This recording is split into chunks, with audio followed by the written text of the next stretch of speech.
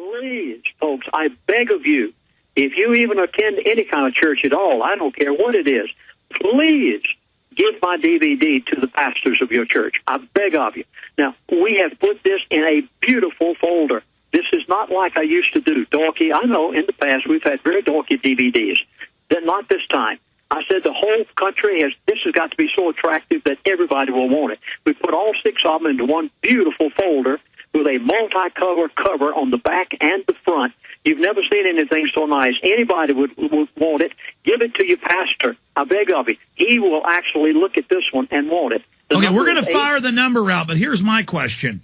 I know insiders leak info. Is he telling you this because he thinks there's nothing anybody can do, or is it because of his conscience, believing he's going to die soon? A little bit of both. I think he did it mainly because of his conscience, and I think he did it as he said. He said, you Americans, he said, you have fallen for every line, for every carrot we've put in front of you. You've swallowed hook, line, and sinker everything we have said. And they are laughing. And he's telling you this because you were his pastor with the oil company, and he knows if you say you won't speak with the pastor, parishioner, like the attorney-client privilege, that he knows he can put this out, you'll reach millions of people because you've already had the best-selling book 20 years ago about the oil in Alaska. I mean, is that why he gave you this information? Understand, of course, that they do not have chaplains on pipelines. They've never known them any place in the world. The only time this has happened, to my knowledge, is on the Trans-Alaska Oil Pipeline. I probably am one of the only people of his kind that has ever personally, man to man, eyeball to eyeball, face to face, day after day, been in the presence of this man, and it gained a sense of confidence that probably... I understand. You're like his counselor. Stay there, Lindsey. I want to come back and get into the Homeland Security, get into more of this religious stuff, because I want to hear his view on that when you brought it up, and then more. Everything we said came true. Everything we've done has been right.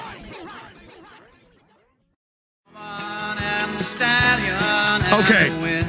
I got some sponsors we need to thank. I said I'd get into carbon tax. I may have to do this at the beginning of the show tomorrow. It's just they're openly announcing they're going to not just tax you, they're going to make you get permission to travel. I mean, this is happening. I mean, it's worse than I thought. I mean, I knew that was down the road, but they're coming right out with it. It is so amazing. Lindsey will be on with us 30 minutes into the show tomorrow. Man, I've never heard him so speechless. We're going to go over all his list into more detail.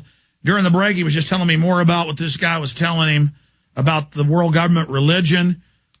These people are out of their minds. All right, going back to Lindsey Williams. His prediction earlier, well, the elite told him gold's the only thing going to be going up. That is what your insider told you, correct, Lindsey? Alex, the elite said to me, gold and silver are, I'm putting it word for word now. He said gold and silver are all you can rely on. Those are his words. And he said, this is our currency. Almost as if the American people have got the paper and the elite have got the gold and silver. He said, this is our currency. He said, gold and silver are all you can rely on. 2 years from now, the dollar will be zilch. It will be dead. His exact words were, the dollar will be dead.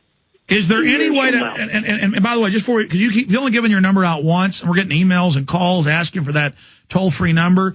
Everybody get your pens and paper ready. At the end, he'll give it out 3 times in a row. If you want the new DVD he just did where he lays this all out, he rushed out. Lindsey wants to retire. How old are you, Lindsey? 73, but I'm not going to retire, Alex. I can't. There's too much exciting happening out here. I'm going to. Well, you're doing a great job. Well, you look younger than 73. But the point is, I know you got this info, so you've rushed out and you're doing this. We're going to tell people how to get this and get it out to everybody at the end of the show. But just in the time we have left before tomorrow, we're going to go into more depth.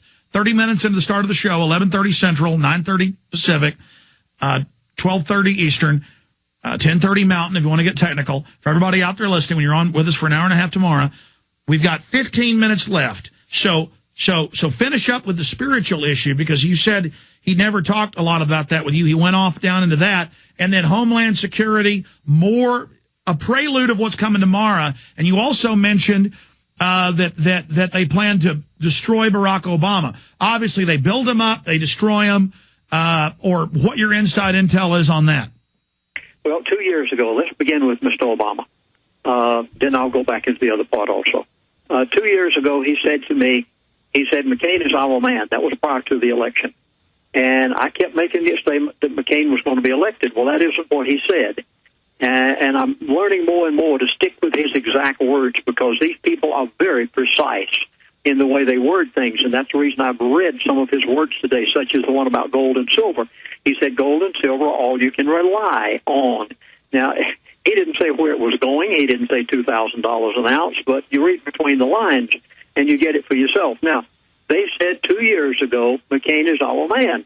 Well, I said McCain's going to be elected. That isn't what he said. When he was not elected, I asked him about that this time, and oh my goodness, Alex, did I get an earful.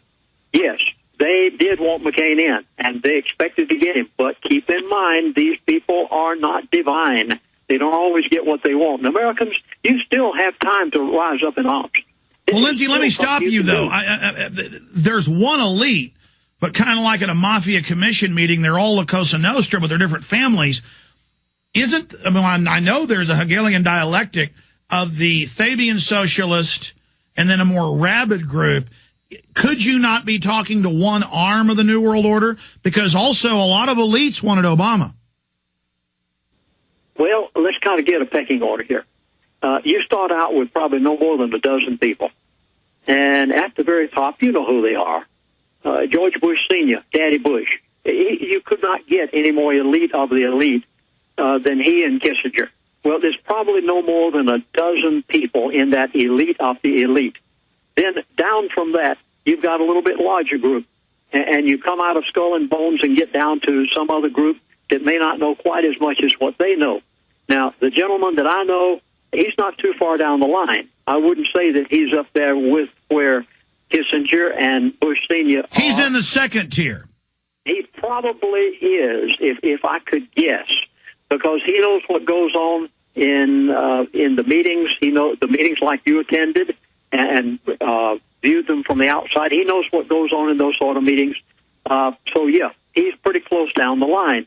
Now, these people expected McCain to get in. They wanted McCain in. They financed McCain's program. And now that they got Obama, Obama's got trouble. I mean, oh, my goodness. He made it known to me that if Obama doesn't straighten out, and I'm not going to use the word over the air. I can't. They even told me in the studio this past week, studio owner said, don't you dare say that here. He said, take that off the record. I'll just put it this way. If Obama doesn't straighten out and quit this haughty pride, arrogant, and not listening to them and doing things the way that he wants them done, he's in big trouble. Wait a minute. You're saying from your source that at least one big strata of the elite, we'll just say it, they're saying that they may, he's saying the elite may do a JFK on Obama? You said it, I didn't. I'm just reporting here. You're saying you have an inside source and that he's not saying he's going to do it. He's 80, almost 90, won't say his age, and he's just hearing that. Well, go ahead. Well, they aren't satisfied with this man. This man is jumping out and doing things without their permission. And he is in some real hot water if he keeps up the way he's going. In fact, it wouldn't surprise me anything. Now, in my DVD, I beg people. I say, don't you touch this man. None of you bunch of radicals out there, and I know there's some real hotheads listening to the program today. Don't you dare go out there and do anything to this man. He's going to kill himself. He's going to, I'm sorry, I used the wrong word there. He is going to defeat himself in the very near future, and don't you dare go out there and touch him. Because if you do, you'll make a hero out of it. But see, exactly. The elite love him from what I've seen and have built him up and given him Nobel Prizes. That's the elite of the elite. And the only way to make him a winner is to try something or hurt him that will then elevate him. Well, they buy him by giving him a Nobel Peace Prize. They limit what he's able to do in certain areas by tying his hands. And so they're trying their best to tie him down so that they can get out of him what they want out of him. But this man is so unpredictable until even these people are having trouble with him. And it was indicated to me, this guy better be very careful what he's doing. I mean, it's startling. It's dangerous. Now, let me get into the next subject. We'll touch on that maybe a little bit more, but you're right. Everything you just said, all of the in-between-the-lines, folks, you just read what Alex just said, because that's exactly the way it is. Now, let's get down to the elite, and two statements here. First of all, the elite have a God. Remember when George Bush, our previous president, to Mr. Obama, he used to use the expression all the time, God bless you. Well, fine. But most pastors fell for that line and thought that he was talking about their God.